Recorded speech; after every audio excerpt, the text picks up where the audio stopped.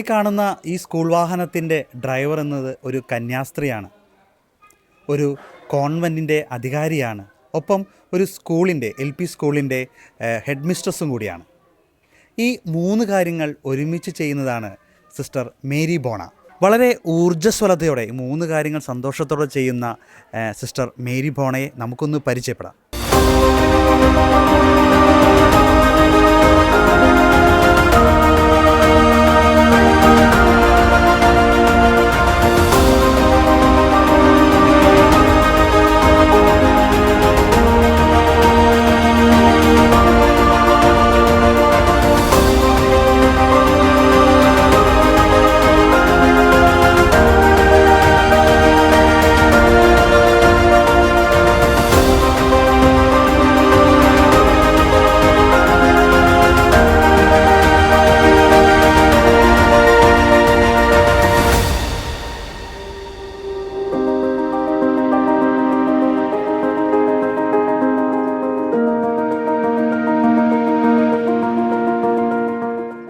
അപ്പോൾ sister Mary Bona ഇപ്പോൾ നമ്മളോടൊപ്പം ഉണ്ട്.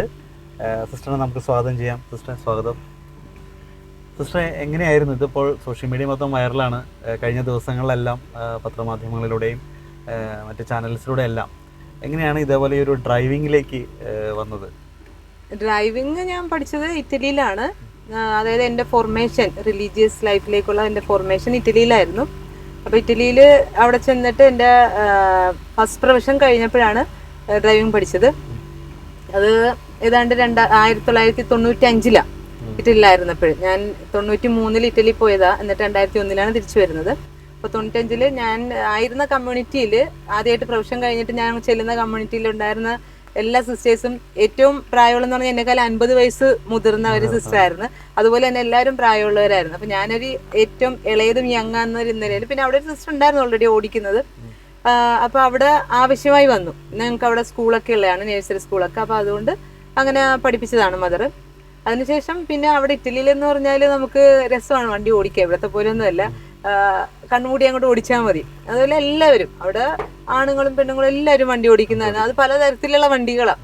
ഇതൊക്കെ കാണുമ്പോൾ നമുക്കൊരു ക്രേസ് ആണല്ലോ. അപ്പോൾ അത് അങ്ങനെ. പിന്നെ പണ്ട് മുതലേ കുഞ്ഞിലെ എന്ന് പറഞ്ഞാൽ അടങ്ങി ഒതുങ്ങിയിരിക്കുന്ന ഒരു വ്യക്തിത്വം ആയിരുന്നില്ല എൻ്റെത്. എപ്പോഴും സ്കൂളിലാണെങ്കിൽ തന്നെ ഭയങ്കര ബഹളം ഉണ്ടാക്കി എല്ലാത്തിനും മുന്നിട്ട് നിൽക്കുന്ന ഈ ഭാരത് സ്കൗട്ട് ആൻഡ് ഗൈഡിൻ്റെ ഗൈഡ്സിലുണ്ടായിരുന്നതാണ്. അപ്പം അങ്ങനെ എന്നെ ഒരു സിസ്റ്റർ തന്നെയാണ് എന്നെ ഈ രീതിയിലാക്കിയത്. അപ്പോൾ സിസ്റ്റർ എല്ലാത്തിനും മുന്നിട്ട് നിർത്തുമായിരുന്നു, എല്ലാം ചെയ്യാൻ. ഈവൻ എൻ്റെ സീനിയേഴ്സിനെ പോലും അവരെ ടേക്ക് കെയർ ചെയ്യാനായിട്ട് എന്നെ ഏൽപ്പിക്കുമായിരുന്നു ഞങ്ങൾ ക്യാമ്പിനൊക്കെ പോകുമ്പോഴേ. അപ്പം അങ്ങനത്തെ ഒരു സ്വഭാവമാണ് എൻ്റെത്. അപ്പോൾ എന്തിനും ഏതിനും മുന്നിട്ട് നിൽക്കുന്നത് കൊണ്ട് തന്നെ മദർ എന്നാലും ഇവക്ക് ആകും എന്നതുകൊണ്ടാണ് അപ്പോൾ എന്നെ ഡ്രൈവിംഗ് പഠിപ്പിച്ചത്. അത് കഴിഞ്ഞിട്ട് ഞങ്ങൾ ഇങ്ങോട്ട്, ഞാൻ 2001 ഇവിടെ ഇന്ത്യയിൽ എത്തിയപ്പം ഞങ്ങൾക്ക് ഹൗസിൽ വണ്ടിയൊന്നും ഉണ്ടായില്ല. പിന്നെ 2006-2007 ആയപ്പോഴാണ് ഞങ്ങൾക്ക് ബൊളേറോ കിട്ടിയത്. അപ്പോൾ ആ സമയത്തേക്ക് എൻ്റെ യൂറോപ്യൻ ലൈസൻസ് ഒക്കെ എക്സ്പയർ ആയി. പിന്നെ ഇവിടുത്തെ ലൈസൻസ് എനിക്ക് എടുക്കേണ്ടി വന്നു. അതെടുത്തിട്ട് പിന്നെ അത് ഓടിച്ചു തുടങ്ങി ബൊളേറോ. അത് കഴിഞ്ഞ് ഞാൻ TTC ഒക്കെ പഠിച്ചു. ഇവിടെ വന്ന് 2006 ഈ സ്കൂളിലേക്ക്, നമ്മുടെ LP സ്കൂൾ വയലാറിലേക്ക്. ഇത് കൊച്ചി രൂപതയുടെ സ്കൂളാണ്, കോർപ്പറേറ്റീവ് എഡ്യൂക്കേഷൻ ഏജൻസിയുടെ കീഴിലുള്ള ഒരു സ്കൂളാണ്. അപ്പോൾ ഇവിടെ ഞങ്ങൾ ഈ ഹൗസ് ഇവിടെ ഈ കമ്മ്യൂണിറ്റിയിൽ, അതായത് ഈ വയലാറിലേക്ക് ഞങ്ങളുടെ സിസ്റ്റേഴ്സിനെ വിളിച്ചപ്പം ഞങ്ങൾക്ക് ഒരു ടീച്ചറിന് അസിസ്റ്റന്റ് ജോലി തരാമെന്ന് പറഞ്ഞിട്ട് അങ്ങനെയാണ് ഞങ്ങൾ ഇവിടെ അപ്പോയിന്റ് ചെയ്യുന്നത്. അപ്പോൾ ഇവിടെ വന്ന് ഇവിടെയും എന്ന് പറഞ്ഞാൽ ഈ പ്രദേശം എന്ന് പറഞ്ഞാൽ ഉൾപ്രദേശങ്ങളിൽ നിന്നൊക്കെയാണ് കുട്ടികൾ വരുന്നത്. സാധാരണ ജനങ്ങളാണ് ഇവിടെ ഉള്ളത്. എല്ലാവർക്കും എന്താ പറഞ്ഞാൽ വണ്ടിക്കൂലിയും ഒന്നും കൊടുത്ത് ഇവിടം വരെ എത്താൻ പറ്റില്ല. അപ്പം പാരൻസ് ഒക്കെ ഇപ്പം എല്ലാവർക്കും ജോലിയുള്ളതാണല്ലോ. അമ്മമാർക്കാണെങ്കിൽ എല്ലാം തൊഴിലുറപ്പ് അങ്ങനെയൊക്കെയുള്ള എല്ലാവരും ജോലിക്കൊക്കെ പോകേണ്ടത് കൊണ്ട് വരാനായിട്ട് കുട്ടികളെ കൊണ്ടുവരാൻ ബുദ്ധിമുട്ടാണ്. അപ്പം ഇത് കണ്ടപ്പോഴും ഞങ്ങളുടെ മാനേജർ അച്ഛനാണ്, രൂപതയിലെ സ്കൂൾ മാനേജർ അച്ഛനാണ് ഞങ്ങൾക്ക് ഈ ഒരു വണ്ടി തരുന്നത്. അത് 2003 ഡിസംബറിലാണ് ഞങ്ങൾക്ക് കിട്ടുന്നത്.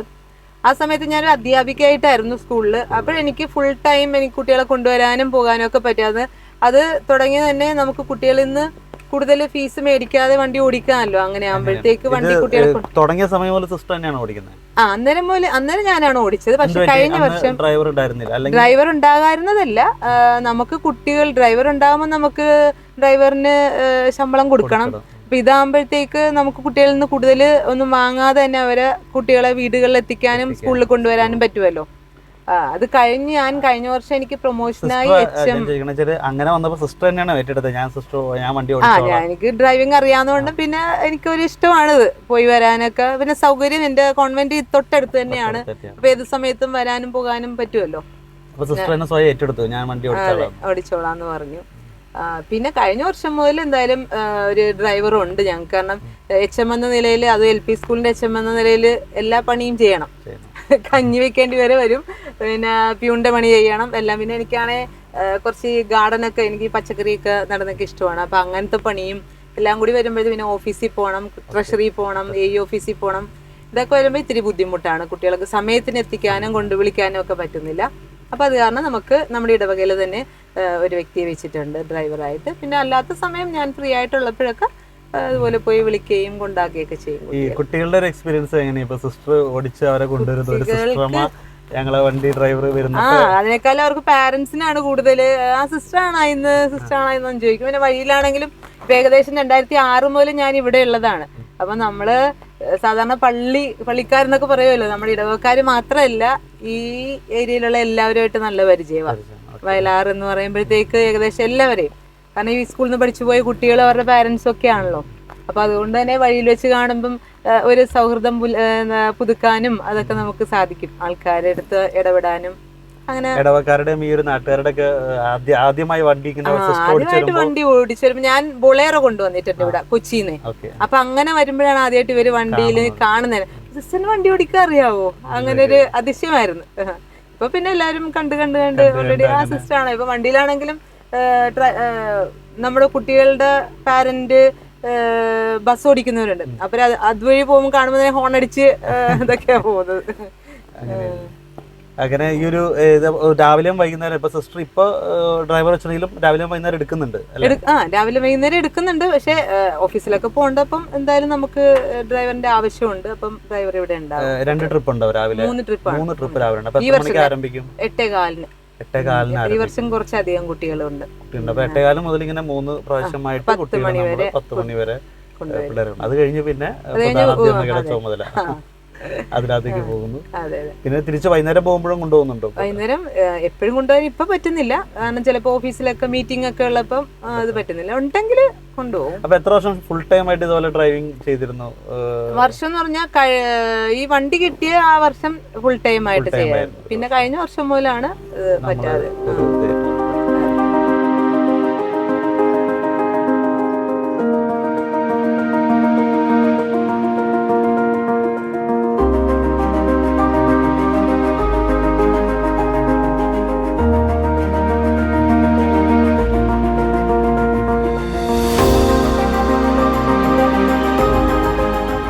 രാവിലത്തെ സ്കൂൾ വണ്ടിയുടെ ഡ്രൈവറിൻ്റെ പണി കഴിഞ്ഞ് നമ്മുടെ സിസ്റ്റർ ഇപ്പോൾ HMന്റെ ആ ഒരു ചുമതലയിലേക്കും കൂടി വന്നിരിക്കുകയാണ്. ഇതാണ് സിസ്റ്റർ നേരത്തെ പറഞ്ഞ പച്ചക്കറിയൊക്കെ? അതെ, ഇതാണ് ഞങ്ങളുടെ പച്ചക്കറികള്. എനിക്ക് ഇത്തിരി താല്പര്യമാണ് ഈ ഇതിലൊക്കെ ചെയ്യാനായിട്ട്. ഞങ്ങൾക്ക് പലതരത്തിലുള്ള പച്ചക്കറികളുണ്ട്. ഇതൊക്കെ കുറച്ച് 2 മാസം കൂടി കഴിയുമ്പോഴത്തേക്ക് ഇതിനകത്ത് നമുക്ക് ഫലങ്ങൾ കിട്ടാൻ തുടങ്ങും. പിള്ളേർക്കും കൂടി കുറച്ച് അല്ലേ നമുക്ക് ഭക്ഷണം പിള്ളേരും കൂടി സഹായിക്കുന്നതാണ്. കുട്ടികളെ കൂടി ഇത് ചെയ്യും. നമുക്ക് ഈ LP സ്കൂളിൽ ഇപ്പൊ എത്ര ഏതൊക്കെ വരും? ഇപ്പൊ 4ാം ക്ലാസ് വരും, പിന്നെ LKG UKG. ഓക്കെ. എത്ര കുട്ടികളുണ്ടാവും മൊത്തത്തിൽ? നമുക്ക് LKG മുതൽ 4ാം ക്ലാസ് വരെ 101 കുട്ടികളാണ് ഈ വർഷം. അധ്യാപകരും അതേപോലെ? അധ്യാപകരും എല്ലാവരും കൂടി 7 അധ്യാപകരെ, ഞാൻ ഉൾപ്പെടെ 7 പേര്. അതിനുശേഷം ഇപ്പൊ വണ്ടി നമ്മൾ പിള്ളേരൊക്കെ ഇറക്കി കഴിഞ്ഞാൽ പിന്നെ ഓഫീസിലെ കാര്യങ്ങളൊക്കെയാണ്. ഓഫീസിലെ കാര്യങ്ങള് മീറ്റിംഗ് ഉണ്ടെങ്കിൽ പിന്നെ അങ്ങോട്ട് നമുക്ക് AUയിലേക്ക് പോകേണ്ടി വരും. അല്ലാതെ പിന്നെ ട്രഷറിയിൽ പോകേണ്ട കാര്യങ്ങളുണ്ട്. അതല്ലാതെ പച്ചക്കറി മേടിക്കാൻ പോകണം. പിന്നെ നാളെ അരി എടുക്കാൻ പോകണം. ഈ മാസത്തെ അരി വന്നിട്ടുണ്ട്. അപ്പൊ അരിയെല്ലാം നമ്മൾ ഈ വണ്ടിയിലാണ് എടുക്കുന്നത്. അപ്പൊ ഈ വണ്ടിയിൽ അവിടെ വെച്ച് ആൾക്കാരുണ്ടാവും കയറ്റിടാനായിട്ട്. ഇവിടെ തിരിച്ചു വരുമ്പോഴത്തേക്ക് സാറും ഹെൽപ്പ് ചെയ്ത് ഞങ്ങൾ തന്നെയാ ഇറക്കുന്നേക്കാം. അങ്ങനെ. സിസ്റ്റർ ഇപ്പോ നമ്മള് ഫ്രാൻസിസ്കൻ ഇമ്മാക്കുലറ്റൈൻ സിസ്റ്റേഴ്സ് ഇത് കേരളത്തിൽ എത്ര ഹൗസുകളുണ്ട്? കേരളത്തിൽ 5 ഹൗസുകൾ. തിരുവനന്തപുരം, കൊല്ലം, വരാപ്പുഴ, കൊച്ചിയിൽ 2 ഹൗസ്. എനിക്ക് എത്ര സിസ്റ്റേഴ്സ് ഉണ്ട് മൊത്തം? ഞങ്ങള് ഇവിടെ ഇപ്പൊ കേരളത്തിലൊരു 70 സിസ്റ്റേഴ്സ്. Italian congregation. ഇറ്റലിയിൽ നിന്ന് ഞങ്ങളുടെ സിസ്റ്റേഴ്സ് 1991 കേരളത്തിൽ എത്തുന്നത്. അത് കൊച്ചി രൂപതയിലാണ് വന്നത്. ആ കൂട്ടത്തിലെ ഫസ്റ്റ് ബാച്ചിലെ സിസ്റ്ററാണ് ഞാൻ. ആദ്യത്തത്. എങ്ങനെയാണ് ഇപ്പൊ സിസ്റ്റർ വൊക്കേഷൻ ചോദിക്കുകയാണെങ്കിൽ എങ്ങനെയാണ് ഈ ഒരു കോൺഗ്രിഗേഷനിലേക്ക് എത്തിപ്പെട്ടത്? ഈ കോൺഗ്രിഗേഷൻ അറിയപ്പെട്ടത് എങ്ങനെയാന്ന് വെച്ചാൽ ഇത്തിരി ഒരു കഥയാണ്. കാരണം എൻ്റെ വീട് കൊല്ലം രൂപതയിൽ നിന്നാണ് ഞാൻ വരുന്നത്. ഇത് കൊച്ചി രൂപതയിലാണ് ഇവര് സിസ്റ്റേഴ്സ് ഉണ്ടായിരുന്നത്. 1990 ഓർക്കുക, അന്ന് വണ്ടികളൊക്കെ വളരെ കുറവും ഇതുപോലത്തെ വാഹന സൗകര്യങ്ങളൊന്നും ഇല്ലാത്ത. അപ്പോഴ് നല്ല ദൂരമാണ് നമുക്ക് കൊച്ചി കൊല്ലം തമ്മിൽ. ഞാൻ 10ാം ക്ലാസ് കഴിഞ്ഞപ്പോൾ കുഞ്ഞിലേ ഒരു ആഗ്രഹം ഉണ്ടായിരുന്നതാണ് സിസ്റ്റർ ആകണമെന്ന്. അത് ആഗ്രഹം വന്നത് എന്നെ പഠിപ്പിച്ച ഒരു സിസ്റ്ററിനെ കണ്ടിട്ട് ആ സിസ്റ്ററിനെ പോലെ ആകണം. അല്ല സിസ്റ്ററാണ് അല്ലെ ഒരു റിലീജിയസ് എങ്ങനെയാണെന്നൊന്നും എനിക്കറിയാൻ പാടില്ലായിരുന്നു. ആ സിസ്റ്ററിനെ ഇഷ്ടമായിരുന്നു. അതുകൊണ്ട് സിസ്റ്ററിനെ പോലെ സാധാരണ അങ്ങനെയാണല്ലോ നമ്മള്, ഒരാളെ കാണുമ്പോൾ ഒരാൾ ഇഷ്ടമാകുമ്പോൾ അയാളെ പോലെ ആകണമെന്നൊക്കെ തോന്നും. അപ്പൊ അങ്ങനെ ആകണമെന്ന് വന്നു. പക്ഷെ ആ ഒരു ആഗ്രഹം എൻ്റെ മനസ്സിൽ ഞാൻ വളർന്നതോടൊപ്പം തന്നെ വളർന്നു വരുന്നുണ്ടായിരുന്നു. 10ാം ക്ലാസ് കഴിഞ്ഞപ്പോൾ എനിക്ക് സിസ്റ്റർ ആകണമെന്ന് തോന്നി. ഞാനത് അപ്പച്ചനോടും പറഞ്ഞു. എനിക്ക് 2 ആങ്ങളമാരാ ഉള്ളത്. എൻ്റെ മൂത്തത് ഇളയതും. ഞങ്ങൾ 3 മക്കളാണ്. ഒരു മകളാണ്. അപ്പൊ അത് കാരണം തന്നെ എൻ്റെ അപ്പച്ചന് ഒരു വിഷമമായിരുന്നു. അത് പറഞ്ഞപ്പോൾ അപ്പച്ചനൊന്നും ആൻസർ തരുന്നില്ല. അപ്പൊ 10ാം ക്ലാസ് കഴിഞ്ഞു. എനിക്ക് ITI ഇലക്ട്രോണിക്സ് ആണ് കിട്ടിയത്. അതും ഗവൺമെന്റ് ഗേൾസ് ITIയിലാണ് കിട്ടിയത്. അത് എന്ന് പറഞ്ഞാൽ ഭയങ്കര ഒരു അനുഗ്രഹം വേണം. അതൊക്കെ അന്നത്തെ കാലത്തൊക്കെ കിട്ടാനായിട്ട്. അപ്പൊ അവിടെ ചെന്നിട്ടും 1 വർഷം കഴിഞ്ഞപ്പോഴത്തേക്ക് എൻ്റെ ഉള്ളിൽ ഈ ഒരു എനിക്ക് പോണം എന്തോ വേറൊരു ചിന്തയാ. എനിക്ക് ഈശോടുത്ത് പോകണം എന്നൊരു ചിന്ത. പക്ഷെ എനിക്ക് എന്താണ് സിസ്റ്റർ എന്നൊന്നും എനിക്ക് അറിഞ്ഞുകൂടാ. സിസ്റ്റർ ആകണം. എനിക്ക് അവിടെ നിൽക്കാൻ പറ്റുന്നില്ല. എനിക്ക് പഠിക്കാനായിട്ട് പറ്റുന്നില്ല ഒന്നും. അത് അങ്ങനെ അപ്പച്ചനോട് വീണ്ടും പറഞ്ഞിട്ട് ഒരു രക്ഷയും ഇല്ല. അപ്പൊ അപ്പച്ചന് ഇതുപോലെ ഒരു പെങ്ങളാണുള്ളത്. അപ്പൊ അപ്പച്ചന്റെ പെങ്ങള് പഠിപ്പിച്ചിരുന്നത് വരാപ്പുഴ സ്കൂളിലാണ്, വരാപ്പുഴയിൽ. അപ്പൊ ആന്റിയോട് ഞാൻ അന്ന് ലെറ്ററിൽ എഴുതി ഇങ്ങനെ പറഞ്ഞു, എനിക്ക് ഇങ്ങനെ ഒരു ആഗ്രഹമുണ്ട്. എന്റെ അപ്പച്ചൻ ഒന്നും പറയുന്നില്ല. ആന്റി സംസാരിച്ചാൽ സമ്മതിക്കുമെന്ന് എനിക്ക് ഉറപ്പായിരുന്നു. അപ്പൊ അപ്പച്ചൻ എഴുതി അവളുടെ ആഗ്രഹം എന്താണെന്ന് വെച്ചാൽ അത് നടത്തി കൊടുക്കണം. പിന്നെ കുറച്ച് നാൾ കഴിയുമ്പോഴത്തേക്ക് ചിലപ്പോൾ നമ്മളത് ഓർത്ത് വിഷമിക്കേണ്ടി വരും. അതുകൊണ്ട് അത് സഹായിച്ചു കൊടുക്കാന്നൊക്കെ പറഞ്ഞു. പിന്നെ അപ്പച്ചൻ യെസും ഒന്നും പറഞ്ഞില്ല. എങ്കിലും ചോദിച്ചപ്പോഴൊക്കെ പൊയ്ക്കോന്ന് പറഞ്ഞു. എൻ്റെ അമ്മച്ചിയാണ് എൻ്റെ കൂടെ. ആന്റിയാണ് ഈ അഡ്രസ്സ് തരുന്നത് ഞങ്ങളുടെ സിസ്റ്റേഴ്സിന്റെ. അപ്പൊ അന്ന് ഈ ആന്റി കോൺഗ്രേഷനിൽ ആന്റി കല്യാണം കഴിച്ചു. ആന്റി വരാപ്പുഴയിലെ ഒരു സ്കൂളിൽ പഠിപ്പിക്കുന്ന ടീച്ചറായിരുന്നു. അപ്പൊ ആന്റി ഇന്ന് മരിച്ചുപോയി. ആന്റി ഇല്ല. അപ്പൊ ആന്റി തന്ന ഈ അഡ്രസ്സുമായിട്ട് ഞാനും അമ്മച്ചിയും കൂടി വഴിയൊന്നും അറിഞ്ഞുകൂടാ കൊച്ചി, അതായത് എറണാകുളം ബസ്സിൽ കയറി ഫോർട്ട് കൊച്ചിയിൽ എത്തുന്നു. 2 അഡ്രസ്സാണ് എൻ്റെ കയ്യിലുള്ളത്. അതായത് ഞങ്ങളുടെ അഡ്രസ്സും ഉണ്ട്, ഞങ്ങളുടെ കോൺഗ്രേഷൻ്റെ അഡ്രസ്സും ഉണ്ട്, നേറ്റിവിറ്റി കോൺഗ്രേഷൻ ഉണ്ട്. ഈ 2 അഡ്രസ്സും ഇത് രണ്ടും കിട്ടിയത് ആന്റിയുടെ മോള് വഴിയാണ്. ഇവർ 2 കോൺഗ്രേഷൻകാരും ആന്റിയുടെ മോളുടെ സ്കൂളിൽ പോയിട്ടുണ്ടായിരുന്നു. അങ്ങനെ കിട്ടിയതാണ്.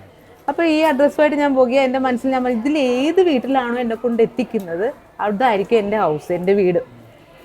ദൈവം അങ്ങനെ പ്ലാൻ ചെയ്തിരുന്നതാണെന്ന് തോന്നുന്നു. ആദ്യമായിട്ട് കൊണ്ട് എത്തിച്ചത്, അതായത് ഞങ്ങൾ കൊണ്ട് ഈ അഡ്രസ്സ് കാണിക്കുമ്പം പിന്നെ ആ ഒരു കടക്കാരനാണ്. ആ കടക്കാരൻ പറഞ്ഞു ഈ അഡ്രസ്സ് അറിയാം, അത് ഇതിന്റെ അടുത്ത് തന്നെയാണ് വീടെന്ന് പറഞ്ഞ് അവരത് കാണിച്ചു.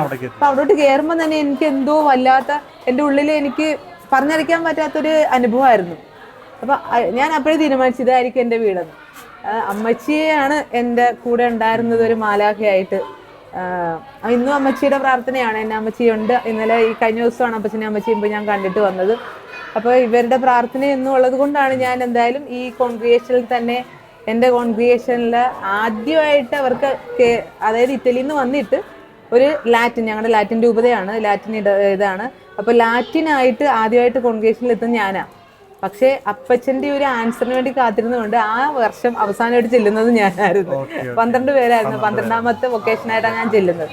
എന്നിരുന്നാലും ആദ്യത്തെ ബാച്ചിൽ തന്നെയായിരുന്നു എൻ്റെ പ്രൊഫഷനും എല്ലാം നടന്നത്.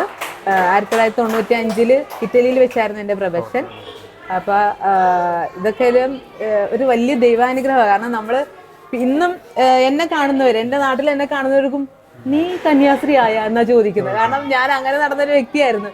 ഡാൻസ് ആണെങ്കിൽ ഡാൻസ്, പാട്ടിന് പാട്ട്, പിന്നെ ഗൈഡ്സ്, എന്ത് കാര്യത്തിൽ എവിടെയും പോണേ ഉണ്ടാവും. അങ്ങനെയായിരുന്നു. അപ്പൊ ഇപ്പോഴും അച്ഛന്മാർ പോലും, ഒരിക്കല് ഒരു സംഭവം ഉണ്ടായത് ഇതാണ്. ഇറ്റലിയിൽ വെച്ച് എൻ്റെ ഇടവകയിൽ ഒരു അച്ഛൻ വന്നിരുന്നു. ഇറ്റലിയിൽ ഞാൻ സാൻ ജോവാനി റുത്തോണ്ടോ എന്ന് പറഞ്ഞ സ്ഥലത്തായിരുന്നു. പിന്നെ ഒരു കസിൻ അച്ഛനും ഈ അച്ഛനുമായിട്ടാണ് വരുന്നത്. വരുന്നപ്പം അപ്പൊ കസിൻ പറയുന്നുണ്ട് ഞങ്ങൾ ബോണെ കാണാൻ പോകാന്ന് പറഞ്ഞത്. പക്ഷെ ഒരിക്കലും ഞാനാണെന്ന് വിചാരിക്കുന്നയാൾ. അപ്പൊ ഞാൻ വാല് തുറന്ന് നോക്കിയപ്പോ ഒരു ബൈജു എന്നാണ് വരുന്നപ്പം വികാർ ജനറൽ ആണ് നമ്മുടെ കൊല്ലം രൂപതയില. അച്ഛൻ ആദ്യം എന്നോട് ചോദിച്ചു നീ കന്യാസ്ത്രീ ആയാ എന്നാ ചോദിച്ചത്. അപ്പൊ അത്രയ്ക്ക് ആരും വിശ്വസിച്ചില്ലായിരുന്നു ഞാൻ ആകുമെന്ന്. പക്ഷെ കർത്താവ് അങ്ങനെയാണല്ലോ നമ്മളെ വിളിക്കുന്നത്. എത്ര അടിച്ചു വിളിച്ച് നടന്നാലും കർത്താവിന് വേണമെങ്കിൽ വിളിച്ചെടുത്തോളും. 30 വർഷമായി അല്ലേ? 30 വർഷം ജൂബിലി കഴിഞ്ഞു. ജൂബിലി ആഘോഷിക്കാൻ പറ്റിയില്ല, കോവിഡ് ആയിരുന്നു. എന്നാലും ഞങ്ങൾ കുറച്ച് ചെറുതായിട്ടൊക്കെ ആഘോഷിച്ചു. ഓക്കെ, ഇത് ക്ലാസ് ഏതാണ്? Class LKG UKG.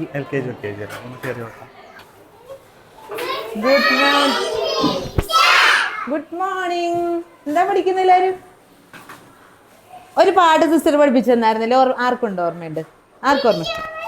എന്ത് പാട്ടായിരുന്നു? ഏത് പാട്ടായിരുന്നു? How many? ആ പാട്ടാണോ? How many fingers do you have? ആ പാട്ട് ഓർമ്മയുണ്ട? ഉണ്ടാ? ഇല്ലേ, ആ കൊച്ചു കേട്ടില്ലായിരുന്നു അല്ലേ? ഫസ്റ്റ് പോയിരുന്നവരാണ് അത് പഠിച്ചതല്ലേ? വേറെ ആർക്കറിയാം? കേശുവിനറിയാവോ? അറിയാൻ പാടില്ല, കേശു കേട്ടിട്ടുള്ളയാ, കേശു മറന്നുപോയതാ. അറിയാവോ? വേറെ ആർക്കറിയാം? കൊച്ചിനറിയാവോ? എന്നാ പാടിയാലോ നമുക്ക്? പാടാം. How many fingers do you have? How many fingers do you have? How many fingers do you have? How many fingers do you have? എത്രയുണ്ട്? How many fingers do you have? In one hand. How many fingers? എത്രയുണ്ട്? 1 1 2 3 4 5. 1 2 3 4 5. 1 2 3 4 5. 1 2 3 4 5. എത്രയുണ്ട്? 5.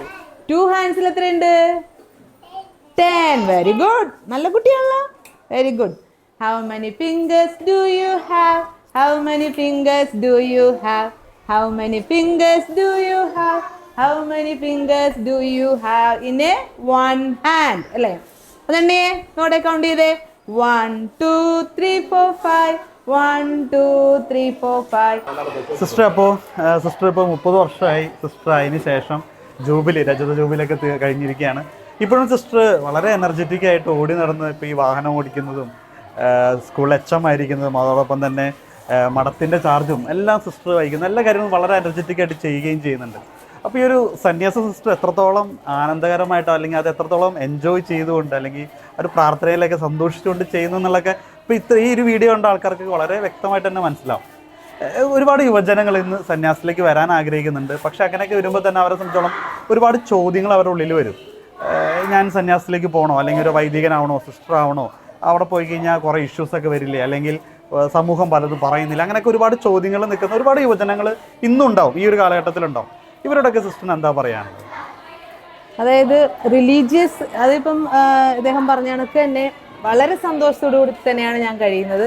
ഈ 30 വർഷം അത് എൻ്റെ ജീവിതത്തിൽ, ഞാൻ വീട്ടിൽ വെറും 17 വർഷമാണ് നിന്നത്. 17 കഷ്ടിച്ച്, 17 ഇല്ല 16 കഴിഞ്ഞപ്പോഴത്തേക്ക് പോകുന്നതാണ്. അപ്പോൾ എൻ്റെ ജീവിതത്തിൽ ഞാൻ സന്തോഷം കണ്ടെത്തിയൊരിടം എൻ്റെ കമ്മ്യൂണിറ്റിയാണ്, അതായത് എൻ്റെ റിലീജിയസ് ഹൗസാണ്.